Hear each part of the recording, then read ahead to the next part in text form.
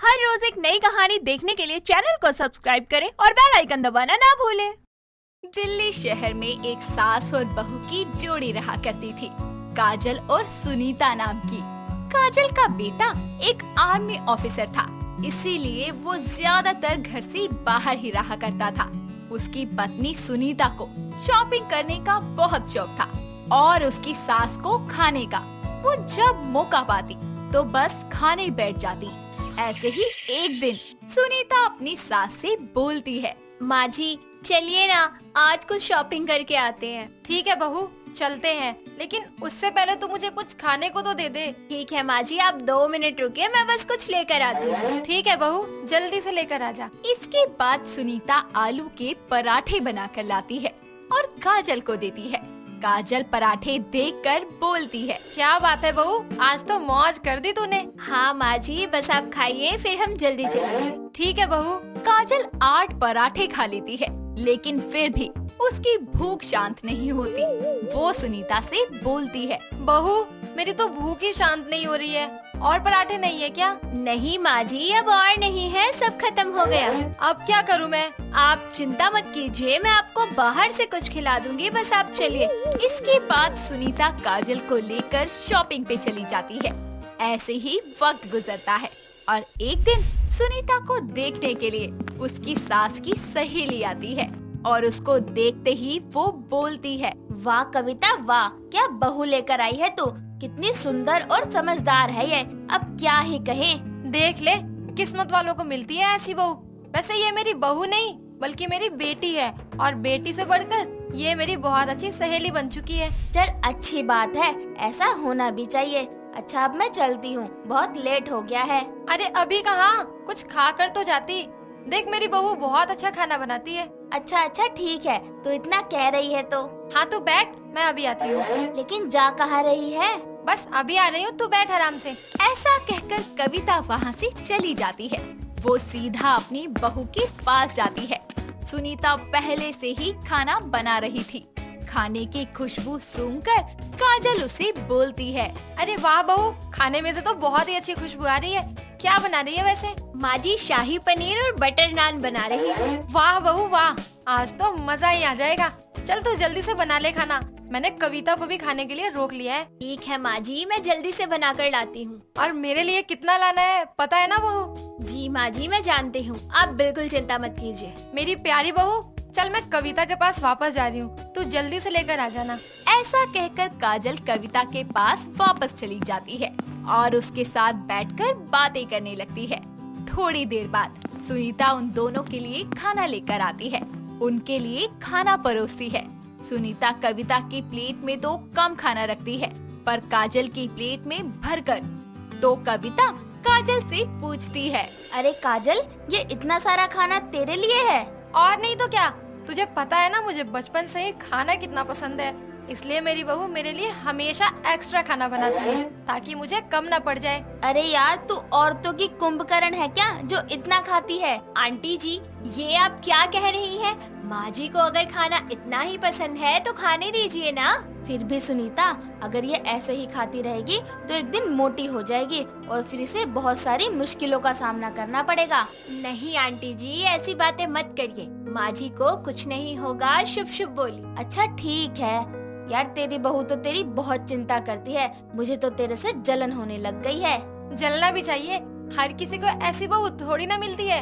अब देख ले तू ही, तभी मैंने कहा था ये सिर्फ मेरी बहू नहीं है, मेरी दोस्त, मेरी सहेली है। और रही बात मेरे खाने की, तो मैं जितना खाना चाहती हूँ उतना ही खाती हूँ। तू मुझे मत समझा कुछ भी, आज भी मैं तुझसे ज्यादा फिट हूँ, ठीक है ना? हाँ ठीक है, फिर भी अपना ख्याल रखियो। हाँ मैं रख लूंगी, बाकी मेरा ख्याल रखने के लिए मेरी बहू है मेरे पास। अच्छा अब मैं चलती हूँ, अब वाकई बहुत देर हो गई है और खातिरदारी के लिए तुम्हारा बहुत बहुत शुक्रिया। अरे कैसी बातें कर रही है तू भी, दोस्तों में ये सब अच्छा नहीं लगता।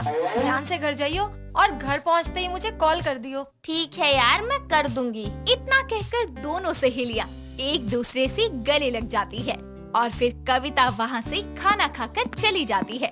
उसके जाने के बाद काजल सुनीता से बोलती है, बहू तूने नहीं खाया ना खाना? मैं बाद में खा लूंगी माँ जी, अभी भूख नहीं है। क्यों नहीं है भूख? चल तू बैठ, मैं तेरे लिए खाना लेकर आती हूँ। लेकिन माँ जी। तू बस बैठ, मैं अभी आती हूँ तेरे लिए खाना लेकर। ऐसा कहकर काजल किचन में जाती है और सुनीता के लिए खाना लेकर आती है। फिर उसके पास बैठकर वो उसे अपने हाथों से खाना खिलाती है।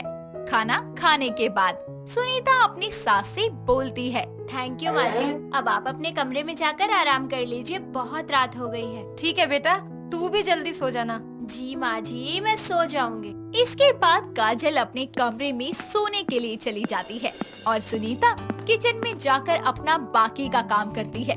काम खत्म होने के बाद वो अपने कमरे में जाकर सो जाती है। ऐसे ही वक्त गुजरता जाता है और काजल के ज्यादा खाने की आदत अब और बढ़ने लगती है।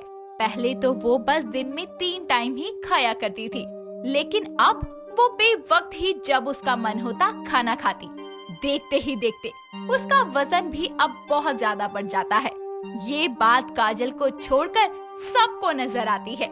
एक दिन काजल बाथरूम जाने के लिए अपने बिस्तर से जैसे ही उठती है तो उसका बैलेंस बिगड़ जाता है और वो धड़ाम से नीचे गिर जाती है, जिस वजह से उसका हाथ और पैर काफी तरह से चोट खाता है। वो बस नीचे गिरी चिल्लाती रहती है और उसकी आवाज सुनकर सुनीता जल्दी से उसके कमरे में आती है और उसे जमीन पर गिरा देखकर बहुत घबरा जाती है। वो उसे उठाने के लिए उसके पास जाती है, लेकिन काजल का वजन ज्यादा हो चुका था, जिस वजह से अकेली सुनीता उसे नहीं उठा पाती। तो सुनीता जल्दी से अपने पड़ोसी को कॉल करती है और पड़ोसी घर आकर काजल को उठाने में सुनीता की मदद करता है। आपका बहुत बहुत शुक्रिया भाई साहब, आपकी मदद से ही मैं माँ जी को उठा पाने में सफल हुई, वरना मेरी अकेली की तो बस की ही नहीं था। अरे कोई बात नहीं बहन जी, आखिर पड़ोसी होते हैं इसलिए हैं, बुरे वक्त में काम आने के लिए। आप इनका ख्याल रखिए, अब मैं चलता हूँ। अरे कम से कम चाय पी कर तो जाइए। नहीं नहीं शुक्रिया, मुझे कुछ काम है तो मुझे जाना होगा। ठीक है भाई साहब, एक बार फिर से आपका शुक्रिया। कोई बात नहीं। ऐसा कहकर उनका पड़ोसी वहाँ से चला जाता है। उसके जाने के बाद सुनीता अपनी सास से बोलती है, माँ जी मुझे दिखाइए, कहाँ चोट लगी है आपको? ज्यादा नहीं आई है बहू, तो चिंता मत कर, मैं ठीक हूँ। नहीं माँ जी, मैं कह रही हूँ ना, मुझे दिखाइए तो बस दिखाइए। अच्छा ठीक है, देख ले। काजल सुनीता को अपने हाथ में लगी चोट दिखाती है। उसे देखकर सुनीता की आंखों में आंसू आ जाते हैं और वो काजल से बोलती है, माँ जी देखिए ना, कितनी चोट लगी है आपको और आप कह रही हैं कि कुछ नहीं हुआ है। तो रो क्यों रही है यार, इतनी भी बड़ी बात नहीं है। आपके लिए नहीं है लेकिन मेरे लिए है। मैं अभी डॉक्टर को कॉल करके यहाँ बुला रही हूँ। उसकी जरूरत नहीं है बहू, आप चुप रहिए बिल्कुल। फिर सुनीता डॉक्टर को कॉल करके घर बुलाती है। डॉक्टर आकर काजल को देखते हैं, फिर वो सुनीता से बोलते हैं, देखिए इनका हाथ तो ठीक है, लेकिन क्या डॉक्टर? आपकी सास की हालत बिल्कुल भी ठीक नहीं है। इनका बढ़ा हुआ फैट इनकी जान ले रहा है धीरे धीरे। मैं कुछ समझी नहीं डॉक्टर, आप जरा ठीक से बताइए। देखिए इनकी बॉडी बाहर से जितनी फूली हुई है और हष्ट पुष्ट दिखाई दे रही है, असल में उतनी है नहीं। ये अंदर से बहुत ही ज्यादा कमजोर हो गई हैं। इसीलिए जैसे ही इन्होंने जमीन पर पैर रखा तो ये गिर गईं। तो अब मैं क्या करूँ डॉक्टर? आप इनका खाने का रूटीन चेंज कर दीजिए, इन्हें एक्सरसाइज करवाना शुरू कर दीजिए। बाकी मैं आपको डाइट प्लान बनाकर दे दूंगा, उस हिसाब से इन्हें खाना खिलाइएगा। ठीक है डॉक्टर, जैसा आप कहें। माँ जी आपने सुन लिया ना डॉक्टर ने क्या कहा है? हाँ बहू सुन लिया, मैं वैसे ही करूँगी जैसे तू और ये डॉक्टर कह रहे हैं। आपके लिए यही अच्छा होगा। इसके बाद डॉक्टर सुनीता को कुछ दवाइयाँ दे देते हैं और एक डाइट प्लान बनाकर भी देते हैं, जिसके बाद सुनीता काजल को उसके हिसाब से ही खाना पीना देने लगती है।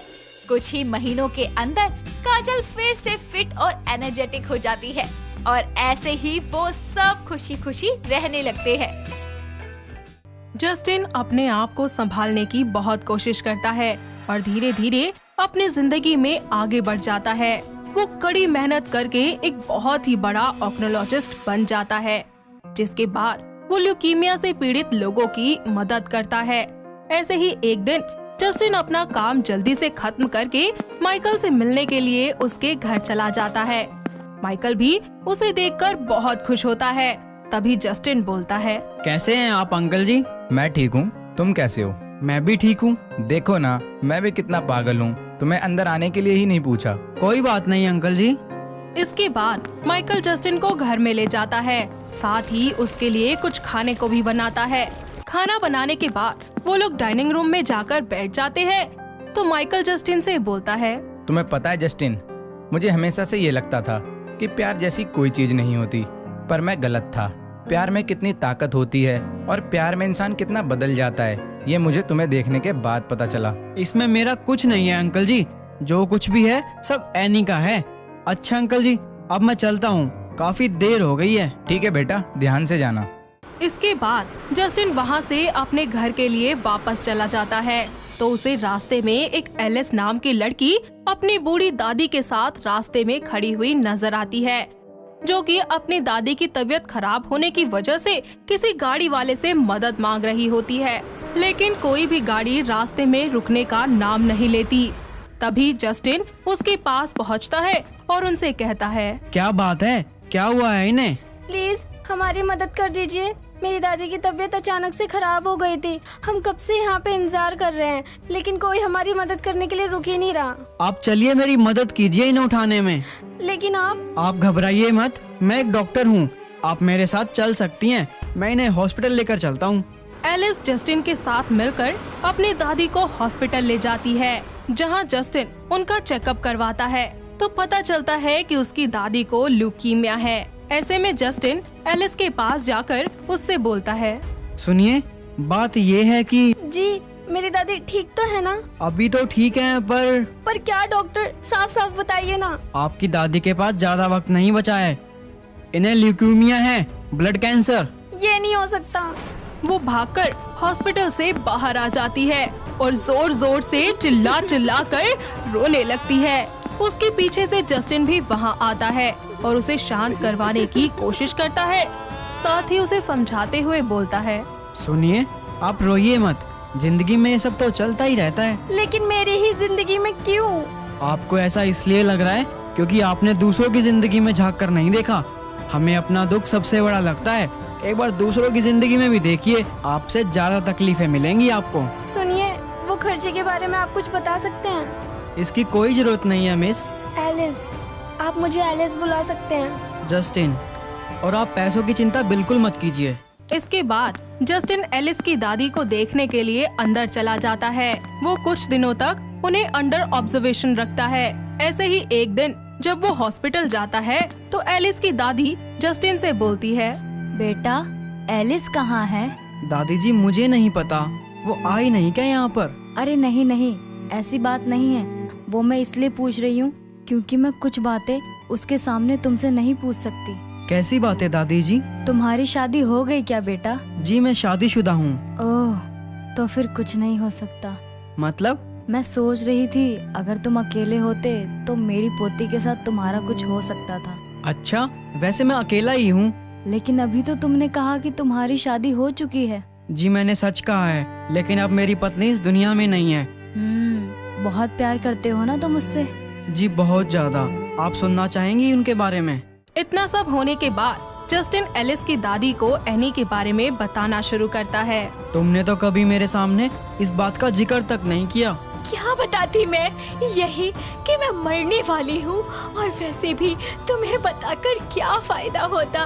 मैं तो तुम्हारी दुश्मन हूँ ना, और दुश्मन जिए या मरे क्या फर्क पड़ता है? फर्क पड़ता है नहीं, बहुत फर्क पड़ता है, तुम नहीं समझोगी। तो समझा दो ना मुझे जस्टिन। क्या समझाऊं? ये कि जब मैं तुम्हारे साथ होता हूँ तो मुझे अपनी जिंदगी का हर एक पल बहुत ही खास लगने लगता है, या फिर ये कि मैं पूरे दिन में सबसे ज्यादा खुश तब होता हूँ जब तुम मेरे साथ होती हो।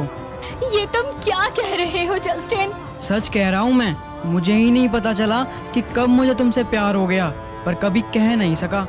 जस्टिन, तुम मुझसे प्यार क्यों कर रहे हो? तुम्हें प्यार के बदले प्यार कभी नहीं मिल पाएगा। प्यार में कुछ मिले ये जरूरी तो नहीं, मैं बस तुम्हें खुशियाँ देना चाहता हूँ। पर अब मैं इन खुशियों का क्या करूँगी?